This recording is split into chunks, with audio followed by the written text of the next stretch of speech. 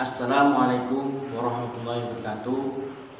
Di sini kami kelompok 5 yang beranggotakan saya Ridwan Ardianto, Kavita Muhammad Faruk Ahmidin akan mempresentasikan makalah kami tentang perennial, esensial, kontekstual, dan juga falsifikatif.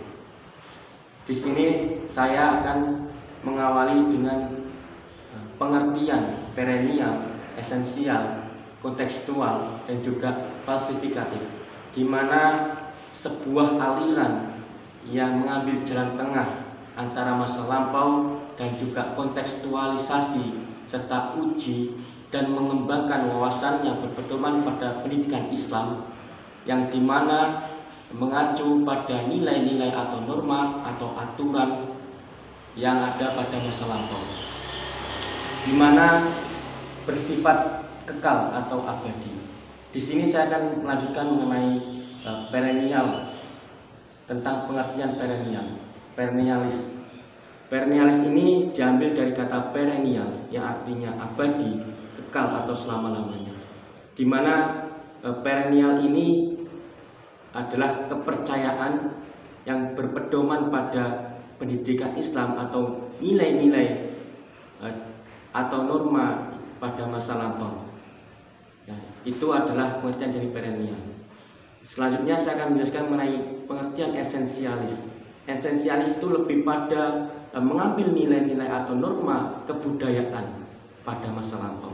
Jadi berisi tentang warisan budaya, yang dimana terdapat kebaikan-kebaikan tentang kehidupan manusia. Itulah pengertian dari esensialis. Selanjutnya saya akan menjelaskan mengenai pengertian kontekstual. Di sini pengertian terdapat dua, yaitu kontekstual yang berarti adalah suatu bagian dari uraian untuk menjelaskan suatu makna. Yang kedua adalah lebih pada sesuatu yang bagian atau suatu bagian dari kejadian. Itu adalah kontekstual. Yang dimana kontekstual ini dalam filsafat yang berarti adalah lingkungan sekitar, kondisi ataupun kenyataan benar pada sesuatu hal. Itu adalah kontekstual. Yang terakhir adalah mengenai falsifikatif. Falsifikatif ini adalah suatu aliran yang beringinan tentang pengambilan suatu nilai-nilai atau norma di era klasik atau lebih dikenal dengan salaf. Itu merupakan pengertian dari falsifikatif. Adapun iptek atau ilmu pengetahuan teknologi ini bisa dilakukan dengan falsifikatif.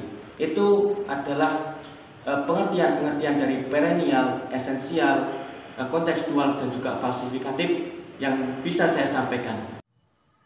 Baik, saya akan menjelaskan terkait pemikiran aliran perennialis, esensialis, kontekstual, falsifikatif. Jadi aliran ini mengusung jargon atau mengusung konsep, yaitu memelihara hal yang baik. Nah, perlu digarisbawahi, maksud dari memelihara hal-hal yang baik yaitu adanya unsur regresif yang berarti kembali ke masa lalu, dan unsur konservatif yang artinya melestarikan. Jadi maksudnya di sini pemikiran dari aliran ini yaitu menerima atau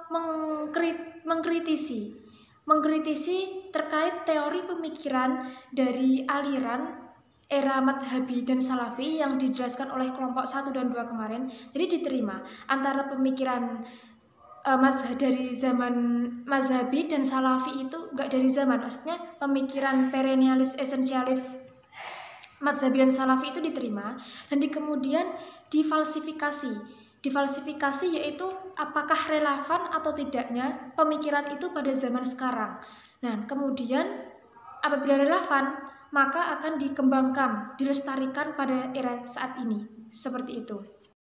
Baik, selanjutnya yaitu parameter aliran perennialis, esensialis, kontekstual, falsifikatif. Yang pertama, bersumber dari Al-Quran dan Hadis, berasal dari Al-Quran dan As-Sunnah As-Sahihah, yaitu hadis.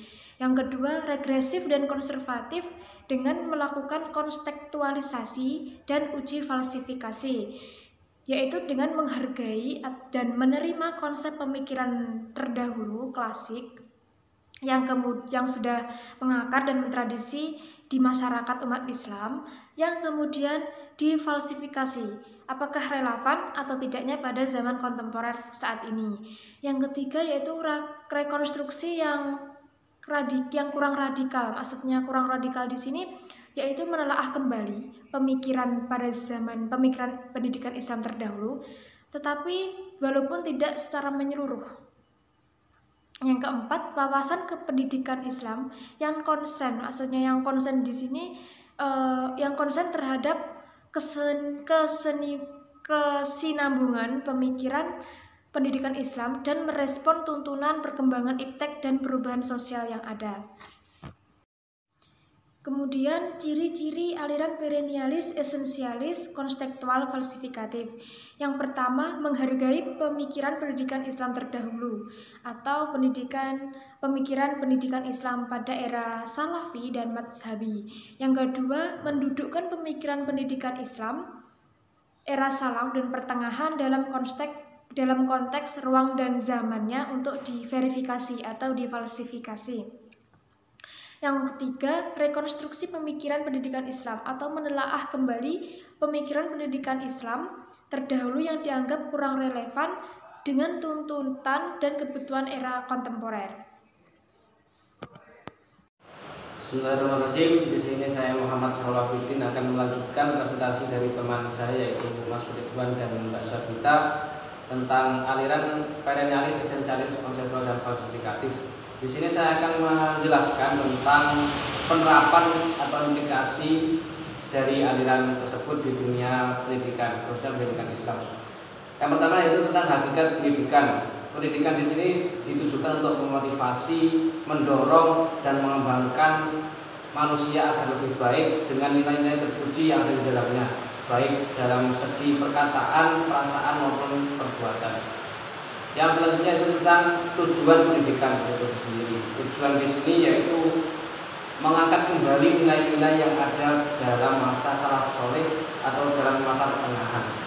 Yang kedua yaitu tujuannya untuk membekali peserta didik tentang hal-hal yang akan diterapkan dalam kehidupan nyatanya di lingkungan nanti. Yang selanjutnya yaitu kurikulum.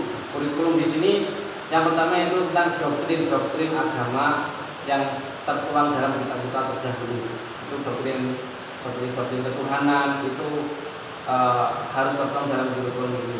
Yang selanjutnya yaitu tentang pelajaran seperti fikih, seperti Al-Quran, itu juga ada dalam kurikulum ini. Selanjutnya tentang metode. Nah, ini ada 4 metode ya dalam aliran ini. Yang pertama itu metode ceramah, ya seperti kita ketahui metode ceramah yaitu seorang guru atau pendidik itu memberikan materi pelajaran dengan lisan dan seorang peserta didik itu mendengarkan, memperhatikan dan mencatat yang perlu dicatat. Selanjutnya itu metode tanya jawab. Nah, ini sebagai pancingan terhadap peserta didik agar aktif dalam kelas, yaitu guru memberikan pertanyaan kepada murid atau bisa juga murid diberikan kesempatan untuk bertanya kepada guru, jadi ada interaksi di antara keduanya. Yang selanjutnya yaitu metode diskusi. Ini agar peserta didik bisa saling bekerja sama dengan peserta didik lainnya, yaitu dengan metode diskusi. Ini biasanya dikelompokkan menjadi beberapa kelompok dan setiap kelompok itu diberikan suatu persoalan dan disuruh berdiskusi untuk memecahkan persoalan tersebut. Selanjutnya yaitu metode pemberian tugas atau yang lebih kita kenal yaitu PR, pekerjaan rumah. Ini dimasukkan untuk peserta didik bisa lebih mengeksplor dirinya dengan memperbanyak referensi di luar jam pelajaran, bisa di perpustakaan, di laboratorium atau di pusat studi lainnya. Yang kelima yaitu tentang evaluasi. Ini evaluasi dalam aliran ini ada beberapa macam, diantaranya ujian-ujian objektif yaitu seperti ujian pilihan ganda. Selanjutnya itu ujian IC, ya kita tahu IC seperti pertanyaan yang butuh penjelasan seperti itu. Terus tes-tes diagnostik ini seperti tes IQ, EQ dan lain-lain sebagainya seperti itu ya. Kita pasti pernah melakukan seperti itu, ujian seperti itu. Terus tes prestasi belajar, ini seperti tryout, seperti ujian nasional, seperti itu. Terus tes kompetensi berbasis amaliyah, ini seperti ujian praktek. Kalau dalam MTS, SMP itu pasti ada ujian prakteknya. Terus faktor yang keenam yaitu pendidik atau guru. Nah, menurut aliran ini, pendidik itu sebagai figur yang mana ini menjadi contoh bagi peserta didiknya.